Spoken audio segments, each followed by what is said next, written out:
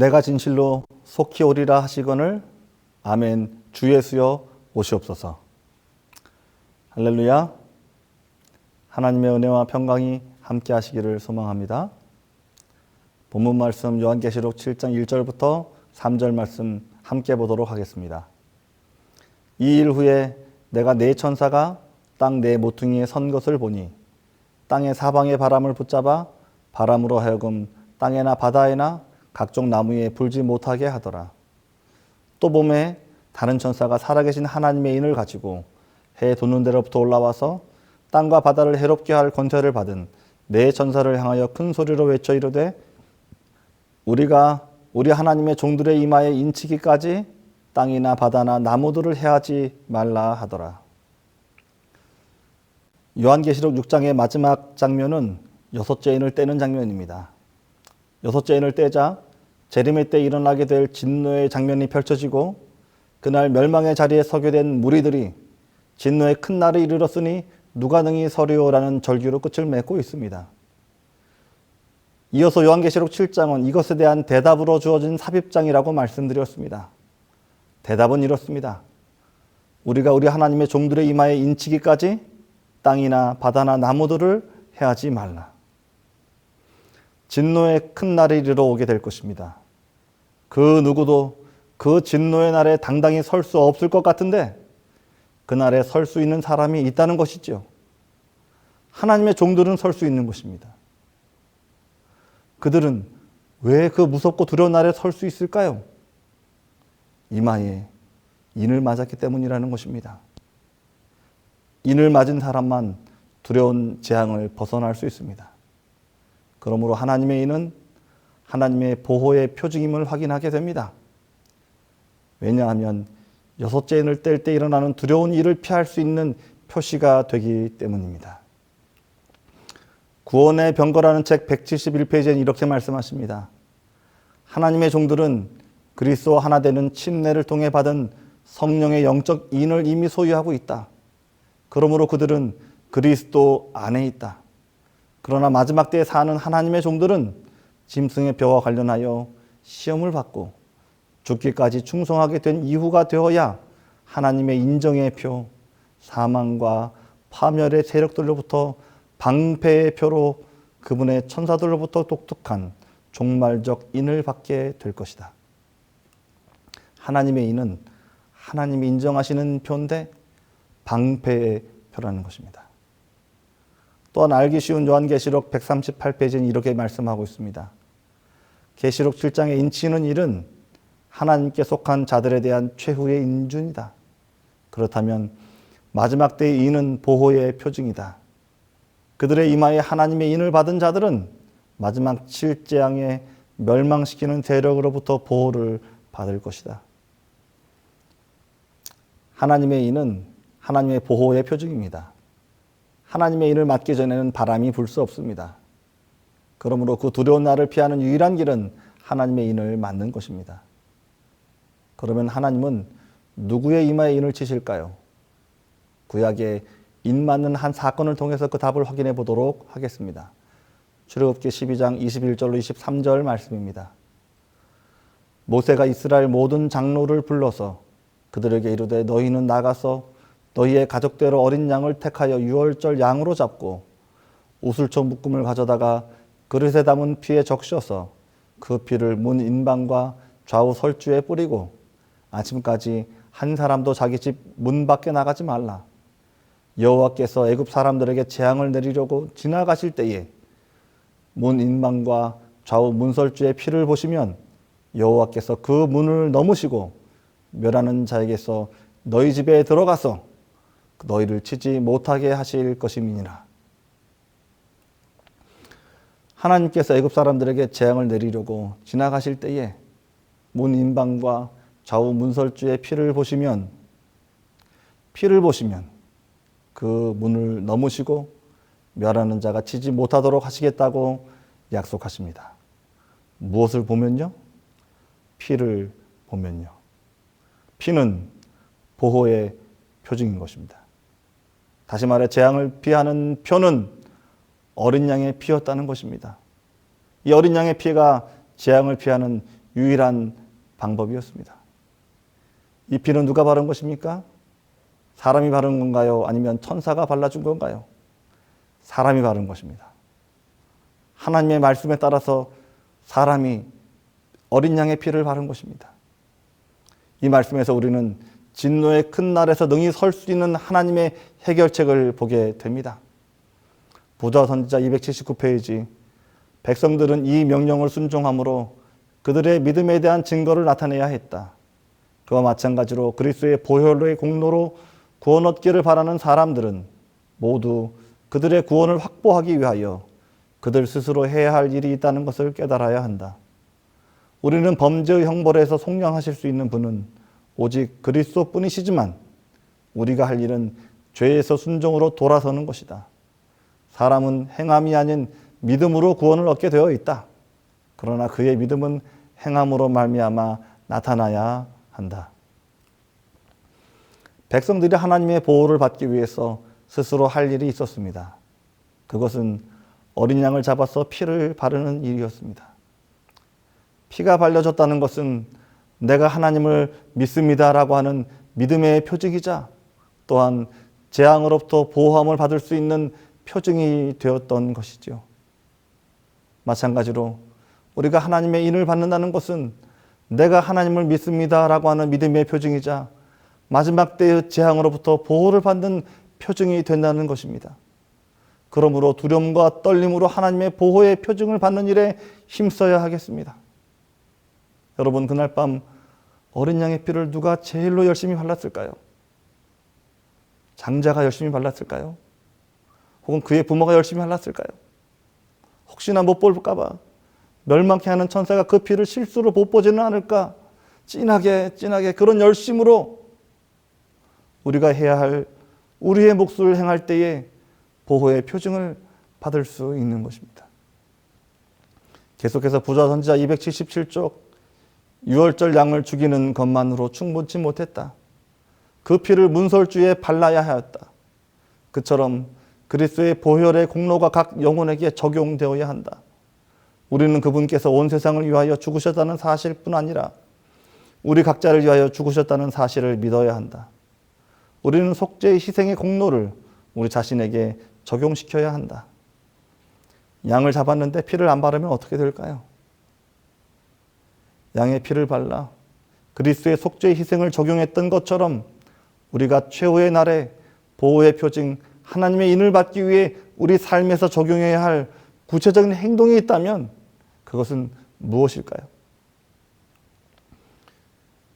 교회종안 8권 117쪽, 하나님의 표징 혹은 인은 주님의 창조의 기념일인 제7일 안식일의 준수에서 나타난다. 하나님의 인을 받기 위한 구체적인 행동은 바로 안식일을 준수하는 것입니다. 안식일을 기억하여 거룩히 지키는 것이라는 사실입니다. 안식일을 지키는 것이 인을 맞는 비결이라는 사실이 너무 시시한가요? 안식일을 기억하여 거룩히 지키는 일이 강조되는 이유는 그만큼 중요하기 때문에, 그만큼 확실한 표시가 되기 때문에, 그리고 그만큼 안 지켜지기 때문이며, 그래서 그만큼 표시가 흐려졌기 때문인 것입니다. 재림교회 주석은 이렇게 말씀하십니다. 심령 속에서 은혜의 사업이 이렇게 완성된 것에 대한 외관적, 가시적 표징은 성경의 참 안식일 준수가 될 것이다. 지난 시간 살펴본 것처럼 안식일을 지킨다고 공언하는 자들, 말로는 안식일을 지킨다고 하지만 거기에 합당한 행동을 하지 않는 사람들, 양은 잡았는데 적용하지 않는 사람들은 인을 받지 못한다는 것입니다. 다시 말씀드립니다. 이것은 세상을 향한 말씀이 아니라 교회를 향한 말씀입니다. 특별히 우리의 가족들이 진리대로 살도록 신앙의 질서를 세우는 책임이 우리에게 있음을 말씀하고 있는 것입니다. 이것에 대해 좀 더 구체적으로 이렇게 말씀하십니다.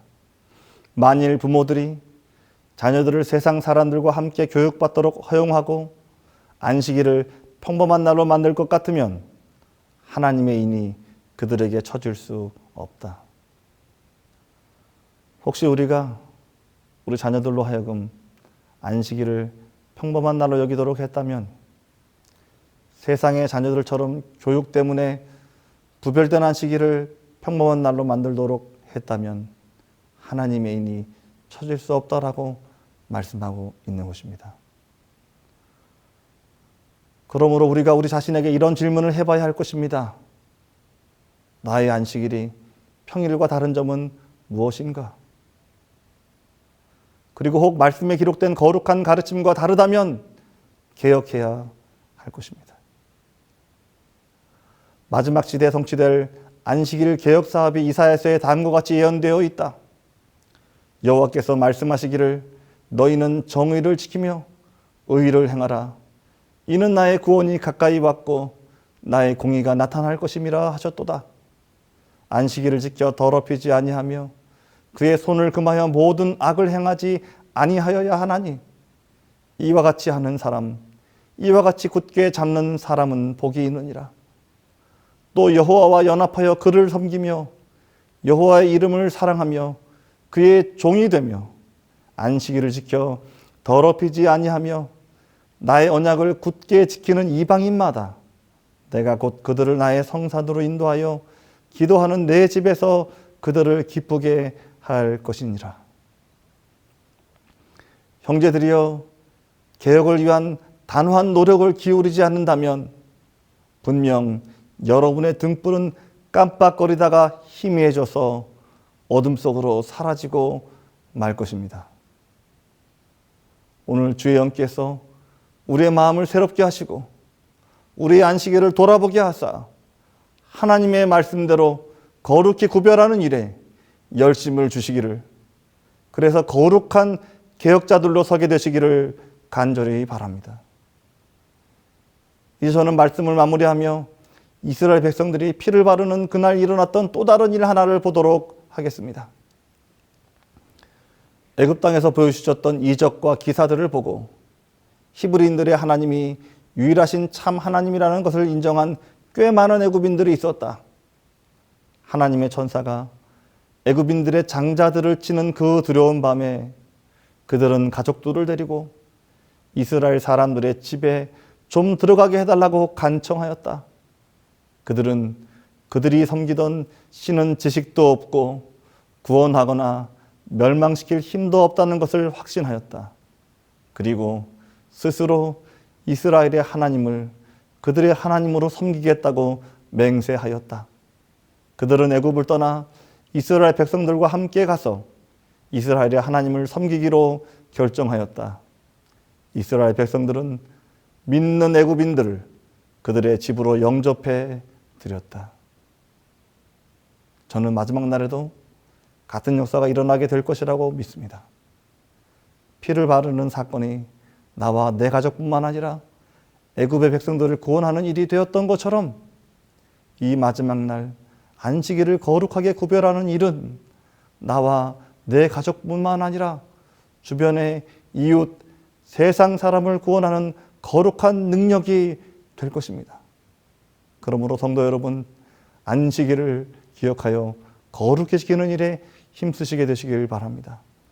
믿음으로 순종하시되 여러분과 여러분의 가족이 이 안식일을 안식일답게 구별하는 거룩한 개혁에 동참하시기를 바랍니다. 하나님께서 마침내 여러분뿐만 아니라 여러분을 통해 세상 사람들을 구원에 이르게 하실 것입니다.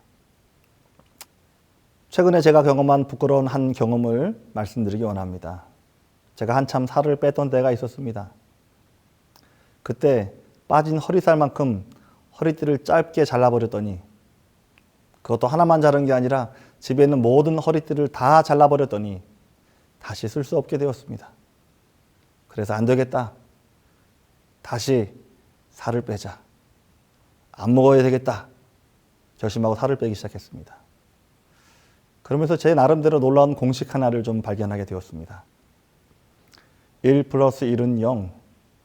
한 끼 먹고 또 한 끼 먹으면 남는 것이 없다. 1 플러스 0은 2. 한 끼 먹고 한 끼 안 먹으면 2배의 즐거움이 있다. 먹는 즐거움 하나를 빼는 게 얼마나 힘들던지 관계를 줄여야 했고 생각을 바꿔야 했으며 습관을 고쳐 먹어야 했습니다. 그런데 그렇게 하니 또 다른 즐거움이 생겨났습니다. 살이 빠지는 즐거움을 보는 기쁨이 생겨난 것이죠.